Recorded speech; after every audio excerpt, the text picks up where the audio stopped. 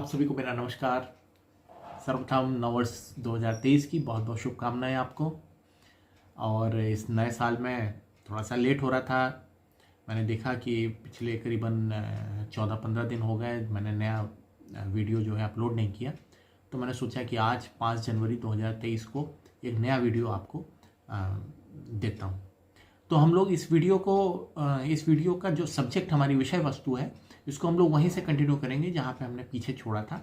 हमारी बात चल रही थी रागा सीरीज़। तो रागा सीरीज़ के एपिसोड्स में ही ये एक एपिसोड है। पिछली बार से हम इसे कंटिन्यू कर रहे हैं। राग के बारे में हम लोग बात कर रहे थे। तो देखिए राग क्या है। राग स्टेप बाय स्टेप हम लोग, जैसे हम लोगों ने बात किया था कि ये तो एक तरह से सीढ़ी। तो सीढ़ी में क्या है, देखिए कि एक एक डंडा लगा रहता है, धीरे धीरे आप चढ़ते हैं और ऊपर पहुंचते हैं। तो उसी तरह से राग तक पहुंचने के लिए हमें एक, मैंने बताया था कि स्वर, वर्ण, आरोह अवरोह इत्यादि इत्यादि, ठाट, तो ये सब चीज़ें समझना इसलिए ज़रूरी था ताकि हम राग को समझ सकें। तो ये मैं पीछे बता चुका हूँ आपको कि स्वर क्या है और नाद क्या है इत्यादि। तो ये समझना इसीलिए ज़रूरी था। अब हमारी भूमिका बच चुकी, हम ये चीज़ें जान चुके हैं। तो अब हम सीधे आते हैं राग पे। तो देखिए राग क्या है। राग एक तरह की ठाट से निर्मित होते हैं और रंजक रचनाएं, ठीक है। तो राग क्या है, गाया बजाया जाने वाला एक तरह का रंजकता जिसमें है, जिसमें खूबसूरती है, जिसमें मेलोडी है। तो गाया बजाया जाने वाली रचनाएं, ठीक है।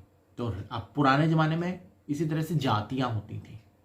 जाति मतलब कास्ट नहीं, जाति उस समय गाने बजाने वाली, जैसे ये मैंने राग बताया वैसे उस समय जातियां गाई बजाई जाती हैं। जैसे आज भारतीय शास्त्रीय संगीत में चाहे उत्तर भारत हो या दक्षिण भारत हो, राग गाए बजाए जाते हैं। तो प्राचीन समय में क्या था, जातियां गाई बजाई जाती थी।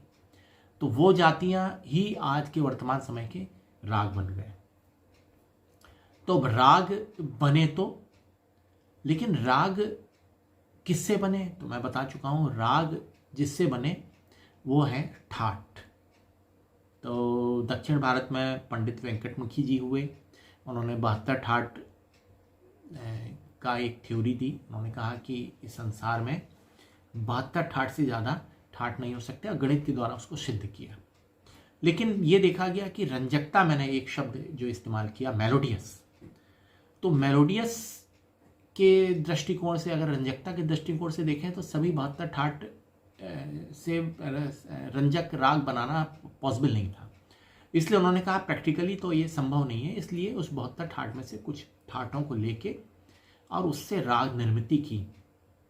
उत्तर भारत में पंडित भातखंडे जी ने उन 72 ठाट में से 10 ठाट लिए और 10 ठाट का अपना सिद्धांत दिया और कहा कि 10 ठाट हमारे राग विज्ञान के लिए, राग शास्त्र के लिए काफ़ी है। तो उत्तर भारत का जितना भी राग शास्त्र है 10 ठाटों पे आधारित है। अब कौन से ठाट है ये मैं बता चुका हूँ।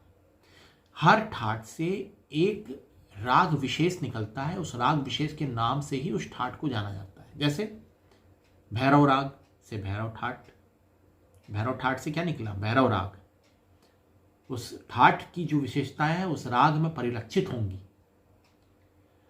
और उस राग का जो नाम है उसी से ठाट का नाम दे दिया गया, आश्रय राग कहते हैं। खैर ये मैं बता चुका हूं आपको। आज मैं बात कर रहा हूं राग। एक चीज मैंने बता दिया राग क्या है। तो राग रंजक रचना है जिसमें वर्ण से सुशोभित हो और रंजक, तो रंजक रचनाएं राग हो गई। तो राग तो हो गया। ये कैसे बनते हैं, राग की निर्मित होती कैसे बनते हैं। तो राग बनाने के लिए कुछ नियम है। देखिए क्या होता है कि आप कोई भी चीज़ बनाते हैं या कुछ भी करते हैं तो नियम के अधीन करते हैं ना। कभी ऐसा नहीं होता कि हम नियम से परे जाके या नियम के विपरीत या विदाउट नियम, विदाउट रूल्स कोई काम कर लें। कोई भी काम विदाउट रूल्स नहीं होता। आप सड़क पे चलते हैं, कुछ नियम है, उसके लिए चलते, उसके साथ चलते हैं। सड़क क्रॉस करते हैं या गाड़ी चलाते हैं तो कुछ नियम। उसी तरह से राग का जब निर्माण होता है तो राग के निर्माण के लिए भी कुछ नियम है। उन नियमों को फॉलो किया जाता है, उन बातों को ध्यान रखा जाता है, तब राग का निर्माण होता है। लेकिन यहाँ मैं ये कहना चाहूँगा कि राग निर्माण बहुत बड़ी चीज़ है। राग निर्माण बहुत बड़ी चीज़ है और दसियों साल के संगीत की तपस्या करने के बाद हमें राग निर्माण थोड़ा बहुत समझ में आता है। आप राग निर्माण को बिल्कुल वैसे ही समझिए कि जैसे एक कवि ने कविता के बोल लिख दिए, उन बोलों को म्यूजिक में ढालना है, यानी कि उन बोलों से एक गाना बनाना, एक सॉन्ग बनाना है। बोल तो सिंपल होते हैं, बोल की आत्मा होती है, बोल में भाव होते हैं, लेकिन उन भावों की अभिव्यक्ति बहुत अच्छे से तब हो सकती है जब उसको गाया बजाया जाए। जैसे याद करिए, प्राचीन समय हमारे मुंबई के शंकर जयकिशन पुराने समय में लक्ष्मीकांत प्यारेलाल जी कितने महान म्यूजिशियंस थे जिन्होंने बोल से ऐसे ऐसे म्यूजिक में उस बोल को ढाल के ऐसा सा गाना बना दिया कि आज भी हम उन गानों को, अमर है वो गाने, हम आज भी इतने सालों बाद याद रखते हैं और आगे भी याद रखे जाएंगे। जब भी कोई सुनता है तो वो उसमें खो जाता है। तो यही भावों की अभिव्यक्ति है जो मैं पीछे आपको बता चुका हूं। यही रंजकता है, मेलोडियस। तो देखिए, कोई मूर्तिकार क्या होता है, एक मूर्ति बनाता है सिंपल, लेकिन एक मूर्तिकार होता है, मूर्ति बनाता है, लोग यूं देखते हैं और कहते हैं हाँ ठीक है, बढ़िया है। लेकिन एक मूर्ति ऐसी बनती है जिसकी आंखें बोल रही हैं, आपसे बात करती हैं, उसके चेहरे के भाव से लगता है कि ये जीवित है। वो मूर्तिकार सफल है। उस मूर्तिकार ने अपने भावनाओं को उस मूर्ति के माध्यम से व्यक्त किया है। उसी तरह से म्यूजिक में, खासतौर पे भारतीय शास्त्रीय संगीत में, एक राग गाने वाला राग गाता है या बजाता है तो वास्तव में क्या कर रहा होता है, वो एक मूर्ति का निर्माण अपने हृदय में कर रहा होता है। और बाई टेलीपैथी, यहां तो हम कहेंगे तरंगों से वो गा रहा है और उसके जो भाव निकल रहे हैं, सामने दर्शक जो श्रोता है उसके मन में भी वही निर्मिति हो रही है उस मूर्ति की। तो जो राग गा रहा है, बजा रहा है, वो जो सोच रहा है, उसके जो भाव है, सेम वही भाव सुनने वाले के मन में भी उत्पन्न हो रहे हैं। इस तभी राग का गाना बजाना सफल माना जाता है। यही है भाव की अभिव्यक्ति। तो वही है, मेलोडियस आपका होना चाहिए। मेलोडी होगी, भावों की अभिव्यक्ति होगी, तभी राग जो है कहलाएगा कि हाँ वास्तव में राग निर्मित किया गया। कितने ही राग निर्मित होते हैं, लेकिन हर राग याद रखने लायक, याद रखा नहीं जाता है, तमाम खो जाते हैं, मतलब विभिन्न रागों की भीड़ में खो जाते हैं। लेकिन अहिर भैरव, भीम पलासी, पट्टदीप, ये अलग से है, इनकी पहचान है। राग जो कौन्स बना दिया किसी ने और आज गाया बजाया जाता, भरपूर गाया बजाया जाता है, लोग उसको पसंद करते हैं, सुनते हैं, बार बार सुनना पसंद करते हैं। क्यों? क्योंकि उसमें एक भाव की अभिव्यक्ति। तो वही मैं कह रहा था कि राग का पहला नियम है कि राग जब भी आप बनाएंगे, राग रंजक होना चाहिए। दूसरी चीज, राग का आरोह अवरोह, राग में आरोह अवरोह दोनों होते हैं। देखिए, ठाट जिससे राग बन रहा है या ठाट से, ठाट में तो आरोह अवरोह नहीं है, लेकिन राग में आरोह अवरोह है। कैसे? सा रे गा माय गाय रे सा। भैरव का एग्जाम्पल मैंने लिया, तो क्या है कि इसमें आरोह और अवरोह, तो राग में आरोह अवरोह जरूर है। दूसरी चीज, राग में एक चीज और ध्यान रखनी है, हमारे 7 सुर हैं, तो उसमें षड्ज, सा, ये कभी भी वर्जित, कोई भी राग ऐसा नहीं बनेगा, ऐसा नहीं होगा। हमने खुशी में हमने राग बना दिया, लेकिन षड्ज वर्जित कर दिया है, तो राग नहीं माना जाएगा। राग में कभी भी षड्ज वर्जित नहीं होता है। और एक नियम और है कि मध्यम और पंचम एक साथ वर्जित नहीं होते।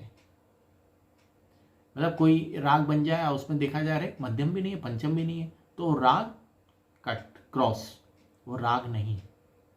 कोई भी विद्वान उसको राग नहीं कहेगा, क्योंकि नियम है, फॉलो आपने नहीं किया, आपने मध्यम पंचम दोनों वर्जित कर दिए, जबकि राग का नियम है कि कभी भी मध्यम और पंचम इकट्ठे वर्जित नहीं होंगे। वर्जित होंगे, या तो पंचम वर्जित होगा तो मध्यम होगा, मध्यम वर्जित होगा तो पंचम होगा। और यह भी हो सकता है कि तीव्र मध्यम हो, तीव्र मध्यम हो मतलब शुद्ध मध्यम ना हो, तीव्र मध्यम हो, ठीक है। तो वो लेकिन किसी स्वरूप में हो, मध्यम और पंचम इकट्ठे वर्जित नहीं होंगे। तो आरोह अवरोह होना चाहिए, मध्यम पंचम इकट्ठे वर्जित ना हो, सरज कभी वर्जित नहीं होगा। और एक चीज और कि कभी भी राग में दो सुर एक साथ, एक स्वर के दो रूप एक आगे पीछे नहीं आते। कहने का मतलब कोमल और तीव्र, या तीव्र मध्यम कोमल मध्यम, हमने तीव्र गाया फिर कोमल लगा दिया, ये भी नहीं होता है। लेकिन इसके कुछ अपवाद हैं। राग जोग को हम देख सकते हैं जिसमें शुद्ध गंधार के बाद तुरंत कोमल गंधार पे उतर आते हैं। हम इसी तरह से ललित को देख सकते हैं, केदार को देख सकते हैं, लेकिन ये एक्सेप्शन है। अपवाद हर जगह होते हैं, तो ये अपवाद है, लेकिन हम इसको नियम नहीं बनाएंगे कि हम राग का निर्माण कर रहे हैं और हमने दो स्वर शुद्ध और तीव्र इकट्ठे रख दिए हैं उसमें। तो ये नियम नहीं है, अपवाद हो सकता है, लेकिन ये अपवाद भी तभी हो जब उसमें रंजकता हो। उन्हें जबरदस्ती डाल दिया और रंजक नहीं है तो राग ही नहीं माना जाएगा। उसी तरह से राग में एक ऐसा स्वर होता है जो किंग ऑफ राग होता है, यानी कि उस राग का वादी स्वर होता है, चमकता रहता है, बार बार हमारी तानें उस पर आके रुकती हैं, हमारे आलाप उस पर आके रुकते हैं। वो राग का राजा है, वादी स्वर है, वो एक दिखना चाहिए। कोई एक वादी स्वर होता है उस राग का, तो वो राग का वादी स्वर हमेशा चमकता रहता है और वो उस राग की शोभा बढ़ाता है। तो राग में वादी स्वर जरूरी है, होना ही चाहिए।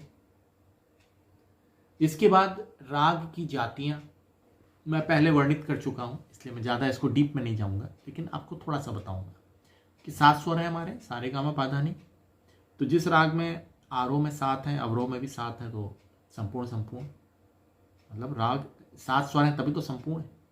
6 है तो साड़ो, आरोह में 7 है, अवरोह में 6 है तो कहलाएगा संपूर्ण साड़व। या इसका उल्टा कर लीजिए, आरोह में 6 है और अवरोह में 7 है तो साड़ो संपूर्ण। और जब राग में आरोह अवरोह दोनों में 5-5 है तो औड़व औड़व, 5 का मतलब औड़व। अब इसका भी इसमें कई रूप हो सकते हैं, जैसे आरोह में 5 हो, अवरोह में 6 हो तो औड़व साड़ो, आरोह में 5 हो, अवरोह में 7 हो तो औड़व संपूर्ण इत्यादि। तो इसको मैं आपको बता चुका हूँ। तो इन सब चीज़ों का हम ध्यान रखेंगे, इन सब चीज़ों को फॉलो करेंगे, तब जाके ये सामान्य नियम है, तब जाके हम राग की निर्मिति की ओर कदम बढ़ा सकेंगे। लेकिन सबसे बड़ी चीज़ है, हमें राग के नियमों को जानने के बाद भी राग में प्राण फूंकने आने चाहिए। हमारी कल्पना इतनी सशक्त हो कि वो राग जब हम बनाए तो उसमें जान डाल दिया जाए। सोचिए आप कितने राग बनते हैं। मैं उन महान विद्वान लोगों को प्रणाम करता हूं जिन्होंने विभिन्न राग बनाए, लेकिन हर राग याद नहीं रह जाता। ठीक उसी तरह से कितने गाने बनते हैं फिल्म इंडस्ट्री में, लेकिन हर गाना याद रहता है? नहीं। कुछ गाने ऐसे होते हैं जो अमर हो जाते हैं। उसी तरह कुछ राग ऐसे होते हैं जो अमर हो जाते हैं, आज भी गाए बजाए जा रहे हैं, आज से 50-100 साल बाद भी गाए बजाए जाएंगे, आज से 50-100 साल पहले भी गाए बजाए जाते थे। जैसे हमीर, केदार, भीमपलासी, पड्डीप इत्यादि। जोग कौंस, राग जोग हमेशा हर सभा में आप देखिए एक लोगों का फेवरेट होता है, क्योंकि इसमें जो भाव अभिव्यक्ति है, इसमें जो आपकी मेलोडी, वो इसको उस गाने बजाने वाले को मजबूर कर देती है कि इसको गाया बजाया जाए। तो ये राग निर्मिति में जरूरी है। तो इन्हीं सब बातों को मैं इस एपिसोड में बताना चाह रहा था कि राग कैसे बनते हैं। और भी कई चीज़ें हैं। हम लोग इस एपिसोड को अगले मतलब इस सीरीज़ को अगले एपिसोड्स में जारी रखेंगे, रागा सीरीज़ को, और धीरे धीरे विभिन्न चीज़ें समझते जाएंगे और हम देखेंगे कि किस तरह से हमारा ये सफ़र आगे बढ़ता जा रहा है। तो आज के इस एपिसोड में यहीं तक। अगले एपिसोड में कुछ नई चीज़ें लेके फिर से मैं आपके सामने हाजिर होऊंगा। तब तक के लिए आप सभी को मेरा नमस्कार, प्रणाम।